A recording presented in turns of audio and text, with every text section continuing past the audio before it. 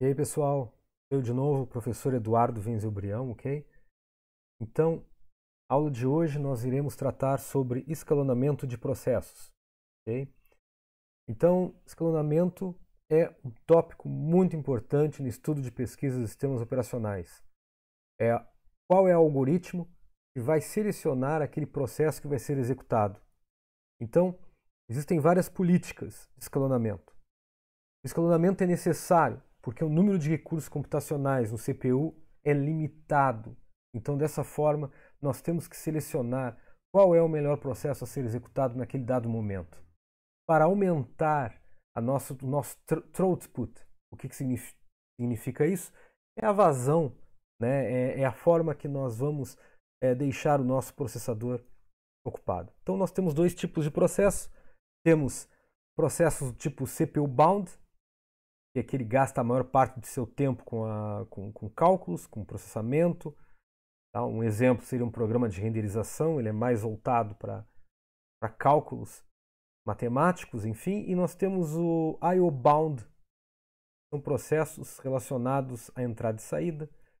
Tá? Então são processos que vão, por exemplo, utilizar muito disco. Tá? Então nós temos um exemplo.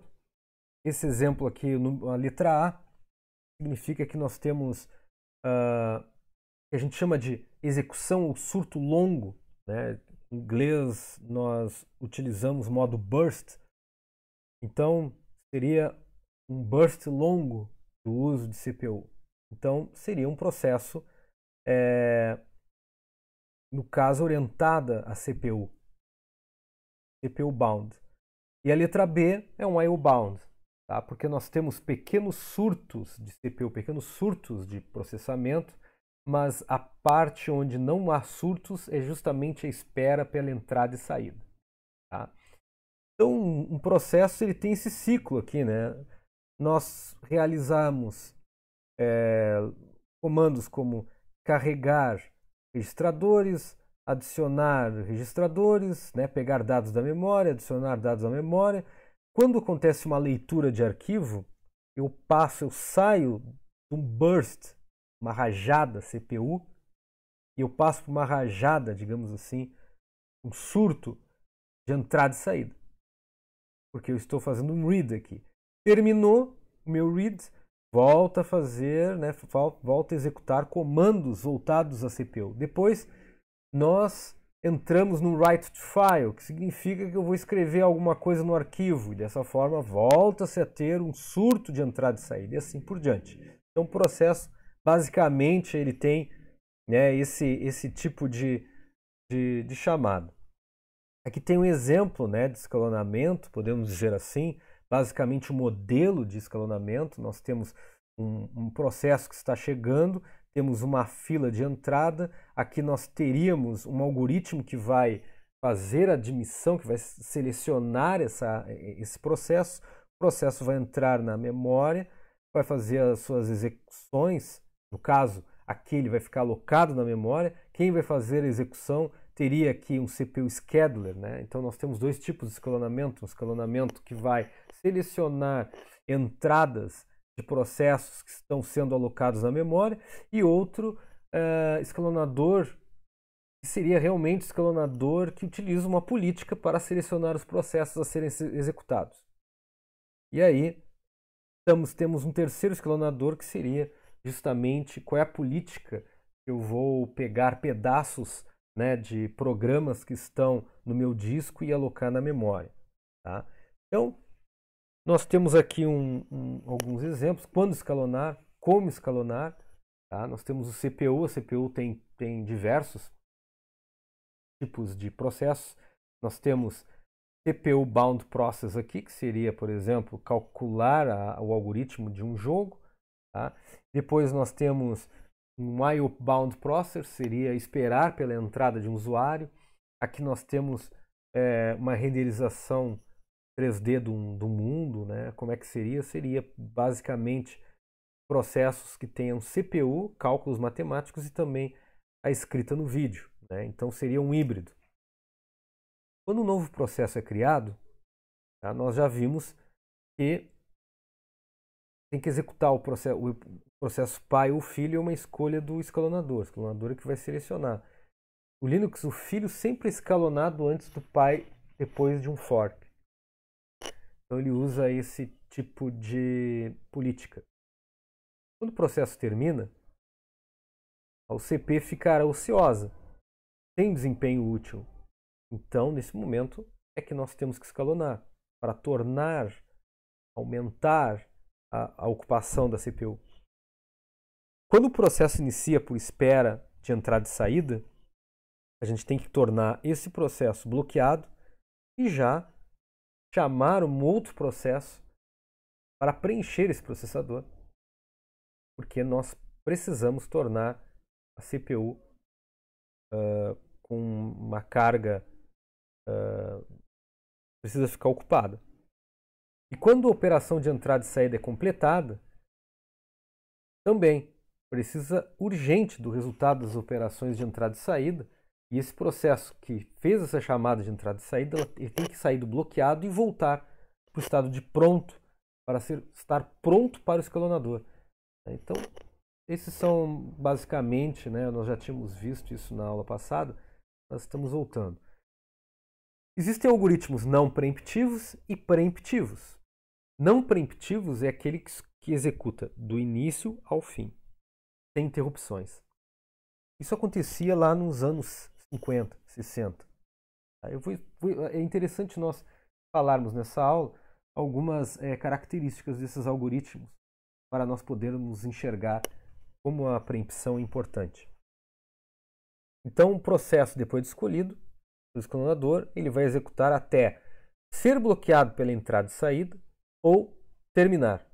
Um batch system faz isso. O sistema batch antigo faz isso. O algoritmo preemptivo é o que a gente vê no nosso celular, no nosso computador, notebook, enfim. O processo, depois de escolhido, ele tem um período máximo para ser executado. Tem um pedaço, de código a ser executado. E esse pedaço de código ele tem um tempo. Esse tempo se chama quantum. Quando o quantum de um processo expira, outro processo será escolhido pelo escalonador, dada uma política. Quando o processo executando é bloqueado, antes do seu quantum expirar, outro processo será escolhido pelo escalonador. Certo? Quando um quanta é plural de quantum. Quando os quanta de todos os processos expiram, o escalonador vai resetar seus quanta e escolhe outro processo para executar. Porque ele vai diminuindo, ele tem um X de tempo, ele vai diminuindo até zerar, zerou, resetou. Tá? Então, nós temos 3 tipos de algoritmos, em lote, interativo e tempo real. Nós temos quais são os objetivos, Isso aqui é questão de prova. Objetivos dos algoritmos de escalonamento. Então, esses objetivos aqui, vamos ver, todos os sistemas, eles visam justiça, dar a cada processo uma porção justa da CPU, aplicação adequada da política, ele tem que fazer uma auto-auditoria para verificar se a política estabelecida é cumprida. E um equilíbrio, manter ocupada todas as partes do sistema. Tem desequilíbrio. Por exemplo, se eu tenho um computador 12 core, meu computador aqui ele tem 12 cores. Imagina, estou rodando aqui um jogo pesado, ele vai preencher 100% 4 processadores e vai deixar o resto zerado. Não. Existe uma política adequada para balanceamento de carga. Então vamos lá. Temos sistemas em lote, os antigos. Ele precisa sempre pensar no throughput, ou a vazão, é maximizar o número de tarefas por hora.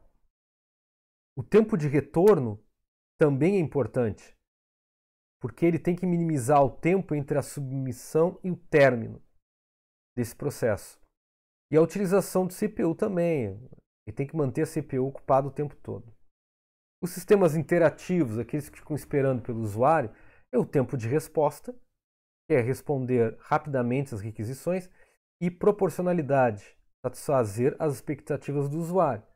Imaginem, por exemplo, isso aqui é importante, imaginem se nós estamos usando um servidor aqui. Todos vocês, alunos, estão acessando o meu computador. Tá? Cada um de vocês tem seu login. E aí, estamos utilizando um escalonador muito ruim. E aí o escalonador, ele simplesmente para esperando que eu entre com o teclado. Imagina, eu entro com o teclado aqui, todo mundo fica parado esperando eu entrar com o Enter aqui. Péssimo, né? Então nós precisamos de um tempo de resposta adequado. Sistema de tempo real, a gente precisa cumprir os prazos das tarefas, evita a perda de dados, e a previsibilidade, né? Então, dessa forma, você sabe, por exemplo, se existe uma pequena perda de dados, mas não muito, tu consegue favorecer sistemas multimídias de forma adequada. Tá? Então você consegue, por exemplo, mesmo com perdas, fazer aí um vídeo adequado. Então nós temos alguns sistemas, alguns escalonamentos aqui. Seria first in, first out, ou first coming, first served. Primeiro a chegar, primeiro a ser servido. Depois nós temos a tarefa mais curta primeiro, short job first, e o próximo de menor tempo restante. Tá? Daqui a pouco eu vou mostrar para vocês como funciona. Então, o primeiro que chega é o primeiro a ser servido. Esse aqui é um diagrama. Tá? Esse aqui é tranquilo de mostrar para vocês, porque vamos supor que nós temos aqui um processo P1, P2, P3. Ele tem um tempo de 24, uma unidade de tempo de 3 e outra unidade de tempo de 3 aqui.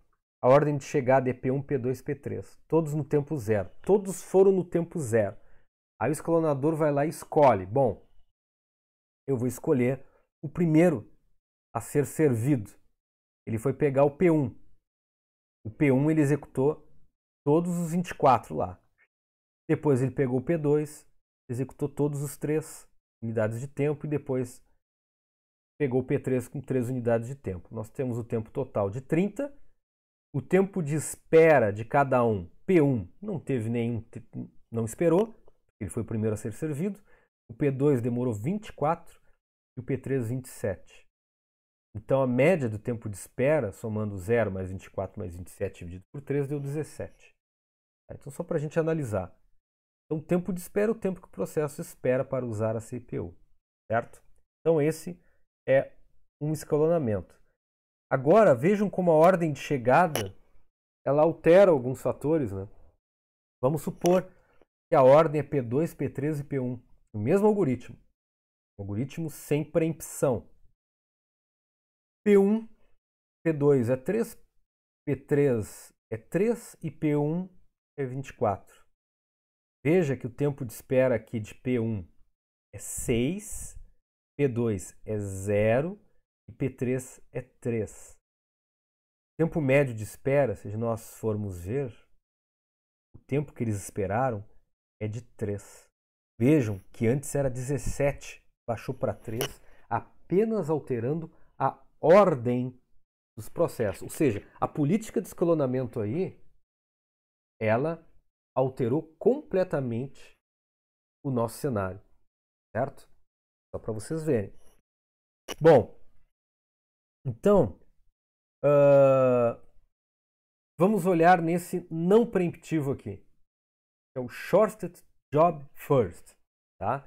Então nós temos aqui um processo P1, P2, P3, P4. Aqui vão sendo as chegadas, os tempos de chegadas e quanto que eles vão pedir requisições, né?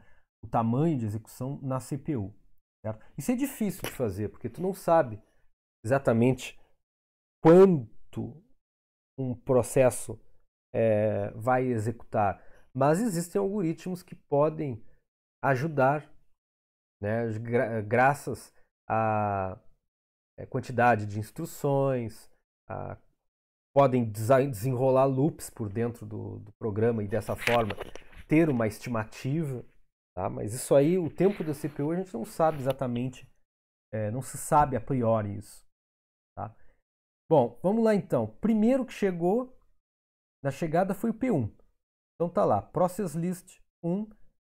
Aí, quando teve no tempo de chegada 2, veio o P2. Só que o P2 ele vai ficar numa espera, vocês estão entendendo? Porque o P1 está em execução. Aí o P3 também veio. Isso aqui é uma lista de processos. Ó. O P3 foi executado no 4. Só que o P1 ainda está tomando conta da CPU. Vai ter tempo de espera também.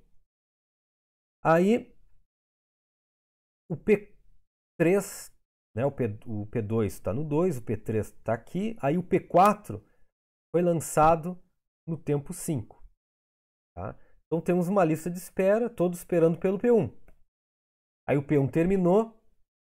Quem ele vai pegar? Ele vai pegar shortest job first. Aquele que tem menor requisição da CPU. É a minha, é a minha política de escolher escalonamento. Então, ele vai pegar o P3. O P3 foi lá, executou. E aí, depois de escolher o P3, que tem tamanho 1, ele vai ficar um empate técnico aqui entre o P2 e o P4. Né? Então, terminou. Ele vai executar agora o P2, escolheu de forma aleatória. E depois de terminar a execução do P2, que tem tamanho 4, né, de 8 a 12, ele vai executar então o P4. Tá? Então aqui nós temos um cálculo onde cada um tem seus tempos de espera. O P1 não esperou nada. O P2 ele esperou, olha só que interessante. O P2 ele esperou, ele começou aqui, ó. Foi no tempo 2 que ele chegou.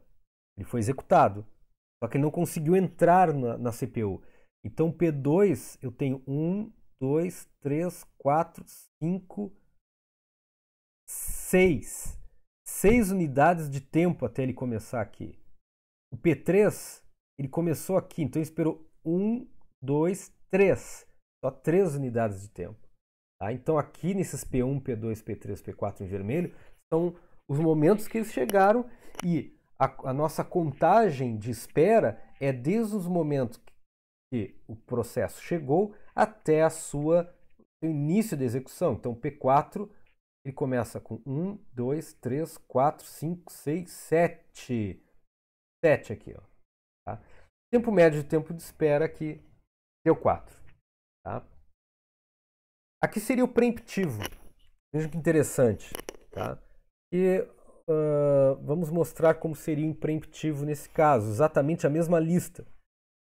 Então, P1 está no 0. Ok. Aí, diz o seguinte, ó. Vamos usar essa regra. Escalonador é invocado sempre que um novo job chega no sistema ou um job termina sua execução. Eu não estou falando em quantum aqui. Estou usando só essa regra. Então veja, um P1 está executando, só que quando chegou o P2, eu já coloco o P2 na CPU. E o que significa? Que se o P1 tinha o tempo de execução 7, ele diminuiu 2 aqui. Ó. Eu executei 2 de 7, então sobrou 5 aqui. O P4 ele vai executar até no momento que chegou o P3. O P3 chegou aqui, P2 parou sua execução, ele tinha 4, eu executei 2, sobrou 2, executei o P3. O P3 terminou sua execução em 1. Quando ele terminou, automaticamente não veio nada ainda. Ó. Nesse momento,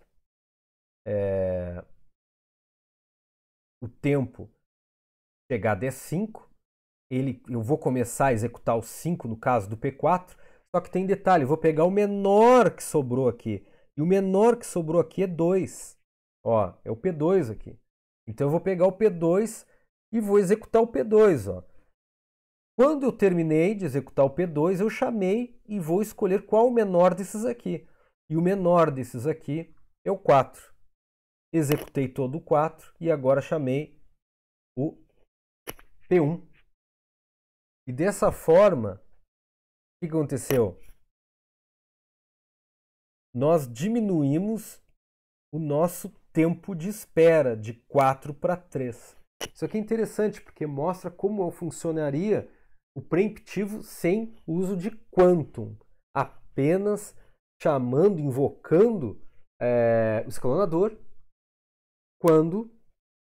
toda vez quando se cria, quando é chamado um processo ou quando ele termina.